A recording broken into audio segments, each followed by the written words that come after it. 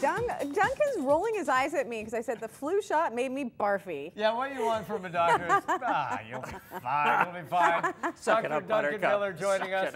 And we know he's marvelous with all his patients. He just gives us a rough time. How are you, Duncan? Oh, very well, thanks. Now, we brought you here, A, because we love you, and B, because it's cold and flu season. It is cold and flu season. Now, first and foremost, let's discuss the difference between colds and flus, because people often get them confused. Yeah, they do. And if I can use an analogy, think of a cold as sort of like a grade 4 on the playground who uses a dirty word and gets in a bit of trouble. All right. And the flu is sort of a guy with, hairy knuckles in high school who's abusing steroids and sort of makes you snort beer at a party, right? Like it's a completely different beast.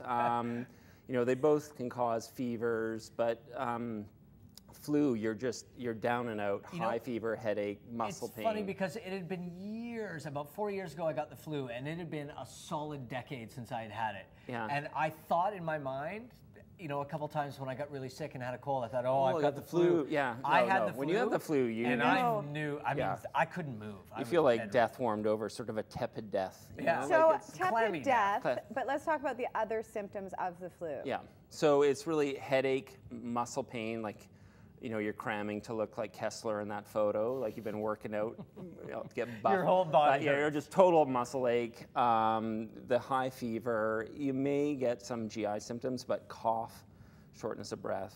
Now, the GI symptoms, a lot of people call that something the stomach flu, but there's a lot of what's called gastroenteritis, like dozens of viruses that you can get that will just give you the trots. Norwalk being the really common one, and I've had that, and that is nasty. That is nasty. Nasty? You've had first-hand experience. I've had several parts of my body experience with Norwalk. It's a Please bad do not give us the It is a details. Virus with little or no sense of humor. Okay, it is flu shot season It is. as well. It usually comes up in October or November. Yeah. Depending on when it's available, is that how it works? Yeah, they also sort of, the thing about the flu shot is they have to prepare it anew every season, and they also sort of look at the trends. Like right now, there's not a lot of flu activity, so it only lasts about 6 months. Because they're trying to decide on the strain, right? Exactly. Well, they're trying to decide on the strain and also the optimal time to give it. Because if you give it too soon, your immunity may wear off. Okay. And then we get a late flu season, say in April, and you don't have as much protection. Wait a second, are they using science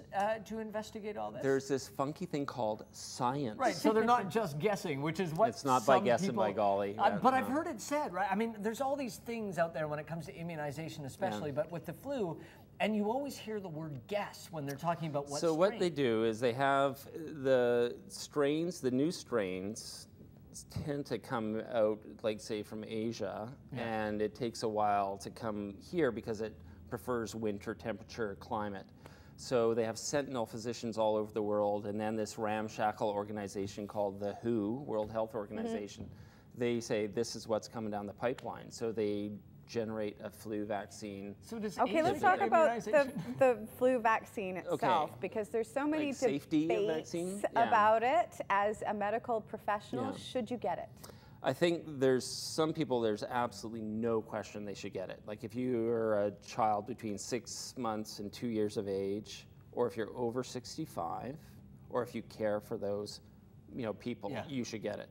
If you have chronic health problems like diabetes, heart disease, respiratory things like asthma, emphysema, what have you, or any sort of chronic health problem, you should get it. Okay. And if you're married to somebody or caring for somebody with that, you should get it. Like there's no downside to it. So if you're around people that are immune compromised in any way, you should get it. It's herd immunity, right? The more people that have the vaccine, the less it's likely going to spread. Now, you said something very important there, and I would like to explore that further. Yeah. There is no harm in it.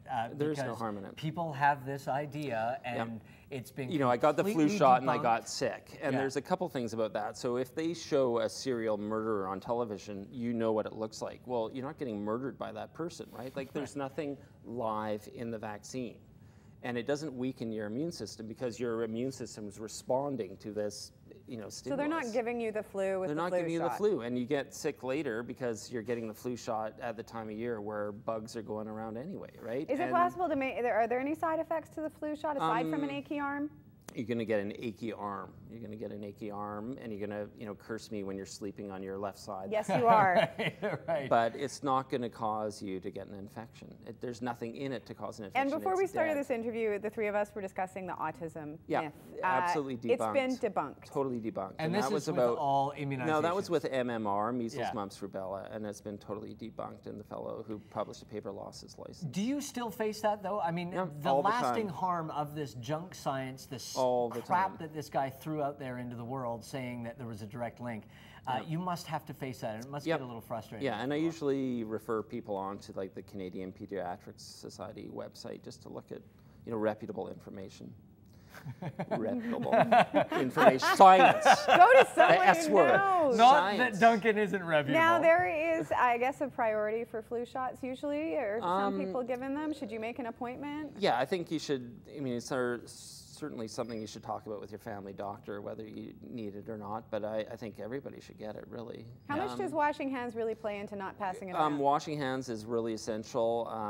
When you sneeze, you want to sneeze into your arm or a Kleenex and not let a snot rocket out into the world, right? Snot rocket is a medical term. Yeah, it is. But that's how flu spread by Mike respiratory sneezes secretions. Behind that wall over there to save them for later. That is supposed to be our little secret, because I don't want to get sneeze all over my nice cardigan. So sometimes I put it in an underused area, a low traffic area. So now, I don't know what our time is like, but one of the things I wanted to talk about, because people often say, how come I have to get it every year? And it's because the flu is constantly changing, much like fashion. Like, it slowly evolves and you have to kind of keep on top of it. And occasionally it changes radically, like in fashion, the mini skirt or the Michael Eckford poly rayon cardigan, right? Dude, and so it's something you've never seen before. 100% wool. This is. Is that what's chafing you? If this were the flu, it would be Norwalk. It would be Norwalk. It's up there. I don't know. It's just see what I'm made out of here. H1N1. It might be a little H1N1. Maybe a little bird flu. 100% merino wool. I love how he just totally dissed you. That's so awesome, though. I'm shocked. Thank you, Dr. Duncan. Sorry, is my button gapping? I don't know what's happening here.